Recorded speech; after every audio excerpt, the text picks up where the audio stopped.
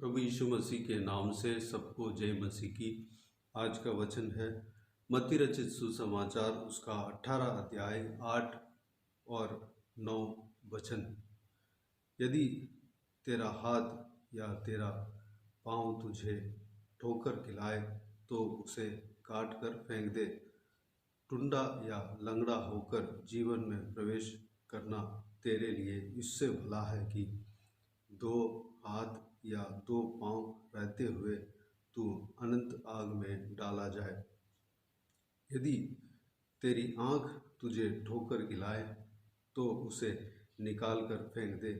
काना होकर जीवन में प्रवेश करना तेरे लिए इससे भला है कि दो आंख रहते हुए तू नरक की आग में डाला जाए।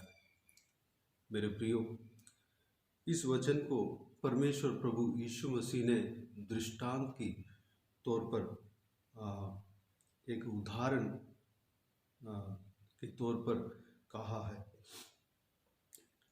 यदि हमारा हाथ पांव हमारा विश्वास के जीवन के लिए रुकावट हो, उसकी वजह से हम बार बार ठोकर खाते हों, विश्वास के जीवन में आगे नहीं बढ़ते हो, तो उसे काट कर फेंक दें। यदि अपनी आँख हमारे विश्वास के जीवन में रुकावट हो, वह आगे बढ़ने नहीं दे रहा हो, उसको काट कर फेंक दें, उसको उखाड़ कर निकाल कर फेंक दें। इसका मतलब है कि हमारा जीवन में हमारा कुछ भी चीज़ हमारा विश्वास के जीवन में आगे बढ़ने का ठोकर खिलाने का कारण हो, तो उसको छोड़ना ही भला है।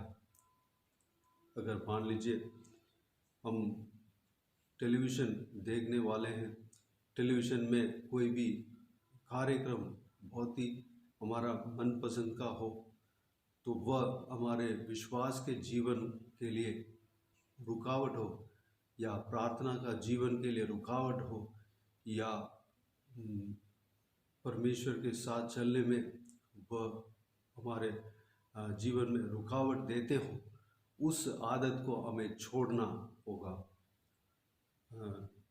हम उस आदत को जब छोड़ेंगे तो हम आगे बढ़ेंगे। अगर हम मोबाइल में ज़्यादा समय बिताने वाले हैं, उस आदत के वजह से हम परमेश्वर के साथ चलने में हमें ठोकर खाना पड़ता हो, या विश्वास के जीवन में आगे बढ़ नहीं पाते हो, उस वजह से हमारा प्रार्थना का जीवन इम्प्रूव नहीं हो पा रहे हो, तो उस आदत को छोड़ना ही हमारे लिए भला है। उस आदत के साथ हमें नरक से जाने से अच्छा उस आदत के बिना हमें स्वर्ग में जाना हमारे लिए अच्छा है। अगर कोई संगति हो, उस संगति में या बचपन के दोस्त होंगे, उनके वजह से या उस संगति के वजह से हम परमेश्वर के साथ नहीं चल पा रहे हो, विश्वास के जीवन में परमेश्वर के पीछे नहीं चल पा रहे हो, परमेश्वर के पीछे चलने में वह संगति हमारे लिए रुकावट दे रहे हो, उस संगति को छोड़ना हमारे लिए भला है। उस संगति के साथ हमें नरक में जाने से अच्छा उस संगति को छोड़कर हमें परमेश्वर प्रभु यीशु के पीछे होकर हमें अनंत जीवन में प्रवेश होना भला है। इस तरह मेरे प्रियो, कोई भी चीज़ हमारा जीवन में अगर रुकावट दे रहे हो, उस चीज़ को हमें छोड़ना है।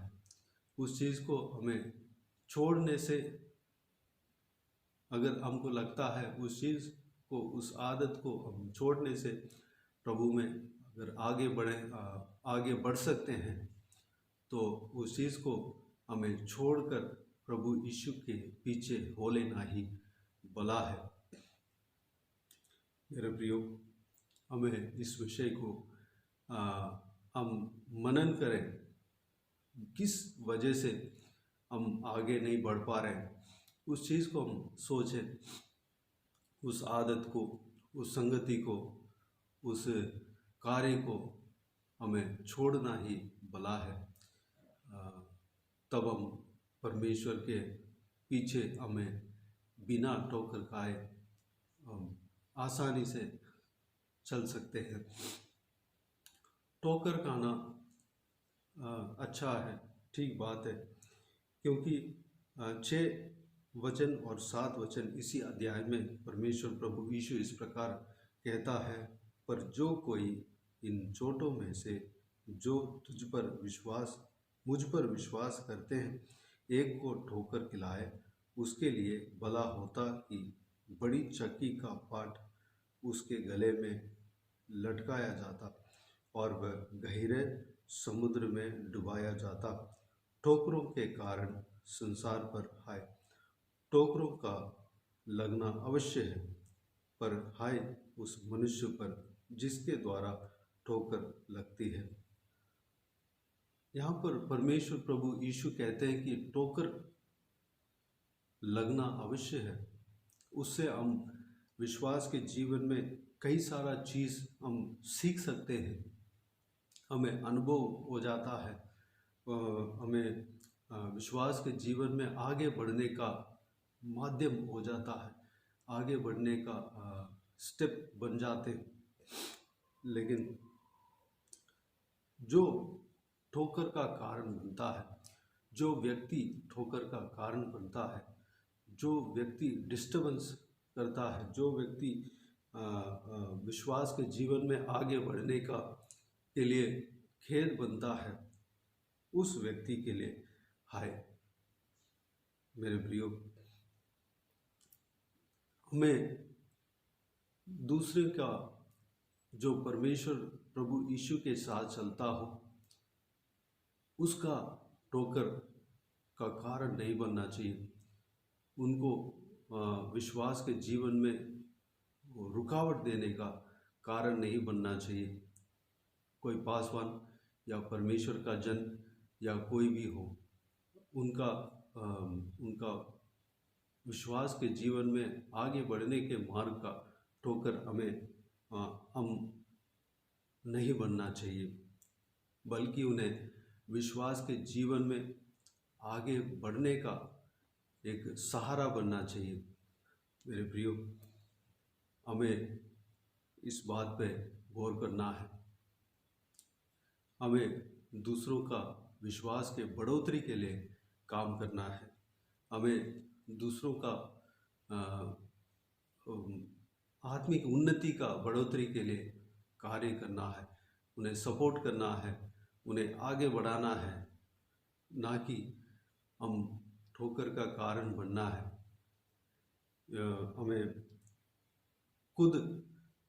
हमें आगे बढ़ना है, विश्वास के जीवन में आगे बढ़ना है और दूसरों को भी आगे बढ़ाना है। तो आइए इस विषय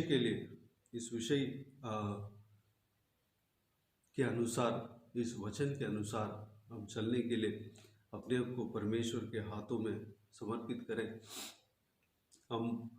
हमारे जीवन में जो ठोकर का कारण जो कुछ भी चीज़ होते हैं, उससे छोड़ना ही हमारे लिए भला है। तो आइए इस विषय को हमारा जीवन में काम में लाएं।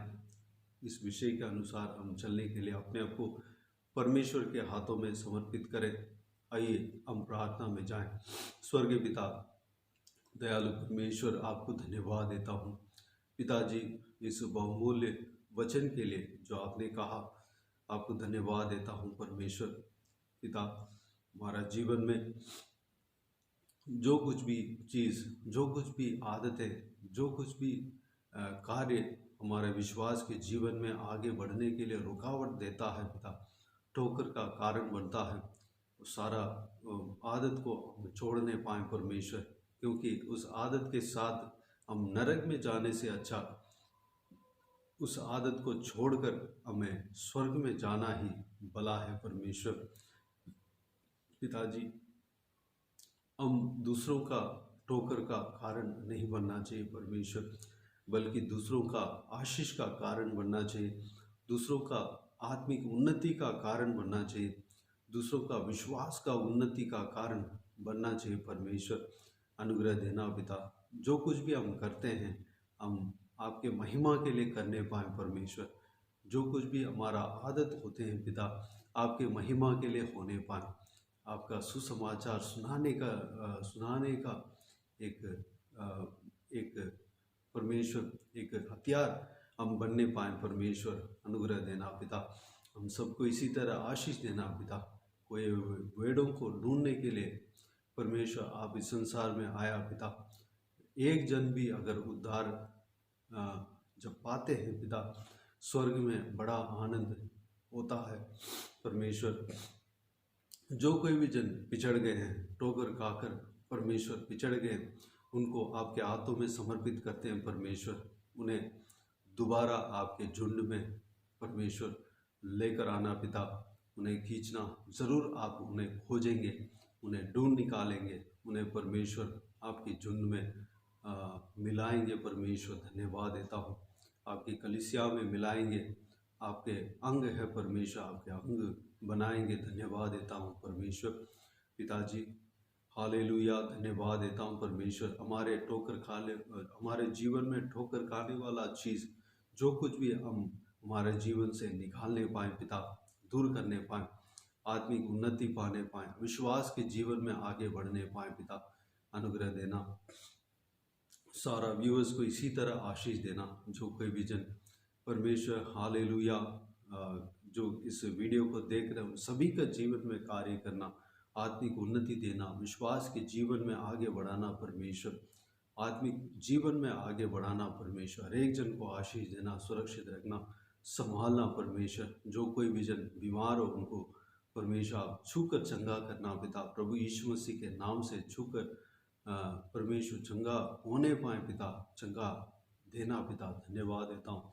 जो कोई भी जन दुख तकलीफ में हो, सारा दुख तकलीफ को उनका जीवन से दूर करना, परेशानियों को उनके जीवन से दूर करना। हालेलुया पिताजी, उनका आंसुओं को पोंछना परमेश्वर पिता। हालेलुया, शांति से, आनंद से भरना, खुशी से भरना। जो कोई भी जन जो कुछ भी प्रार्थना का विषय उन्होंने रखा पिता, उस प्रार्थना का उत्तर आप देते हैं। धन्यवाद देता हूँ परमेश्वर। हर एक प्रार्थना का विषय का उत्तर आप देना परमेश्वर। हालेलुया, उन्हें आशीष देना पिता, संभालना, जो कुछ भी चीज़ मांग रहे परमेश्वर, हालेलुया उन्हें देना परमेश्वर। पिताजी, अगर शादी के लिए प्रार्थना करते हो, उन्हें शादी कराना, एक ऐसा जीवन साथी देना परमेश्वर। संतान के लिए अगर प्रार्थना करते हो तो परमेश्वर संतान का आशीष देना परमेश्वर। नौकरी के लिए प्रार्थना करते हैं तो नौकरी उन्हें देना परमेश्वर। धन्यवाद देता हूँ पिता। हालेलुया, जो कोई भी जन मुकदमे में फंसे हैं उन सबको उस मुकदमे से छुटकारा देना परमेश्वर। जो कोई भी जन कर्ज से फंसे हैं उनको उस कर्ज से छुटकारा देना परमेश्वर। सारा जो कर्ज है उसको वापस देने पाए। हालेलुया, अनुग्रह देना। जो कोई भी जन परमेश्वर हालेलुया परमेश्वर, जिनका घर नहीं है पिता, हालेलुया, जो घर के लिए प्रार्थना करते हैं उन्हें एक अच्छा सा खुद का घर बनवा कर देना परमेश्वर, खरीदवाना पिताजी। उन्हें आशीष देना, उनका परिवार में आशीष देना, हर एक परिवार में शांति, आनंद, खुशी, प्रेम से भरना, मिलन देना परमेश्वर।